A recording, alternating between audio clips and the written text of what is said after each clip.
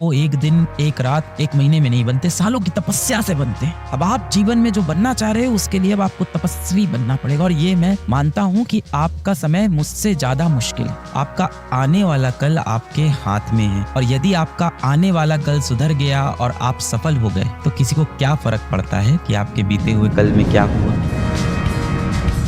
मान लो किसी इंसान को बॉडी बनानी है तो दो तरीका होता है, आपने भी सुना होगा, मैंने भी इंटरनेट पे ही सुना है बॉडी बनाने का। एक तो होता है आप अखाड़े में जाओ, वजन उठाओ, आप खेत में जाओ, हल चलाओ, ये सब तरीके होते हैं अच्छा मजबूत शरीर बनाने का। या कई लोग जिम जाते हैं, वो भी ठीक है जिसके पास जो सुविधा है। और दूसरा तरीका होता है दवाई ले लो, स्टेरॉइड ले लो। आपको पता है ना, दूसरे तरीके से इंसान मजबूत नहीं बनता है, पहला ही तरीका है और वो कठिन होता है। जिन लोगों के आप देखते हो शरीर इतने मजबूत होते हैं वो एक दिन, एक रात, एक महीने में नहीं बनते, सालों की तपस्या से बनते हैं। अब आप जीवन में जो बनना चाह रहे हो उसके लिए अब आपको तपस्वी बनना पड़ेगा और ये मैं मानता हूँ कि आपका समय मुझसे ज्यादा मुश्किल है। मेरा समय आसान था, हमारे समय में इतने शैतान नहीं थे। जब मैं बच्चा था हमारे पर्यावरण में इतने शैतान नहीं थे, इतनी बुरी शक्तियां नहीं थी, हम फिर भी अपने लक्ष्य को साध सकते थे, इतने डिस्ट्रैक्शन नहीं थे। अब बहुत distraction. You are a generation that is cursed with technology and the only solution to fight with this technology is to get back to your roots। क्या लगता है जो इतने बड़े बड़े टेक जायंट हैं, जिसने इंस्टाग्राम बनाया, जिसने शॉर्ट्स बनाया, जिसने रील्स बनाया, क्या वो खुद दिन भर रील्स स्क्रॉल करते होंगे? कभी नहीं करते होंगे। आपको क्या लगता है जो लोग वेब सीरीज बनाते हैं, ओटीटी प्लेटफॉर्म बनाते हैं, वो कभी उन पे अपनी खुद की मूवीज देखते होंगे? कभी नहीं देखते होंगे। पूरे टाइम ये देखते हैं कि हमने मासूम जनता को पकड़ के अपना कंटेंट दिखाया कि नहीं दिखाया। 18 साल की उम्र के कितने बच्चे हमारा वीडियो देखते हैं, अब उनको हम अगला ऐड कौन सा दिखा और किस तरह से हम मार्केट में एक वेंडर के पास जाएं और उससे बोलें, या एक कंपनी के पास जाएं बोलें कि 18 से 20 वर्ष की आयु के हमारे पास 2 लाख बच्चे हैं जो रोज आके हमारे प्लेटफॉर्म पर मूवीज देखते हैं और लगभग 15 मिनट अपने दिन का यहीं पे व्यतीत करते हैं।